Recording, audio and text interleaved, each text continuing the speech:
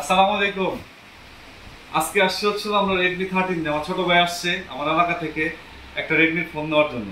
আমার ভাইয়ের পছন্দ হচ্ছিল রেডমি 13 6128। এটা হচ্ছে অফিসিয়াল। সবাই শুধু বলে যে ওপ্পো পাওয়া যায় কিনা। না ভাই, আমার এখানে ওপ্পো না, আমার এখানে সব ধরনের ব্র্যান্ড পাওয়া যায়।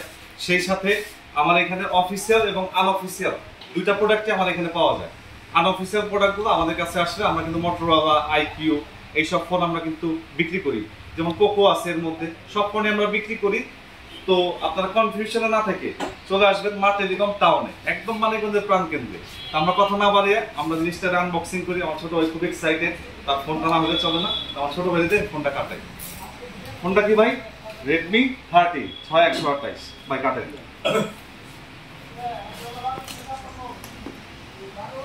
এই যে অস্থির একটা ফোন ভাই, অস্থির একটা ফোন, আমার কাছে খুব পছন্দ।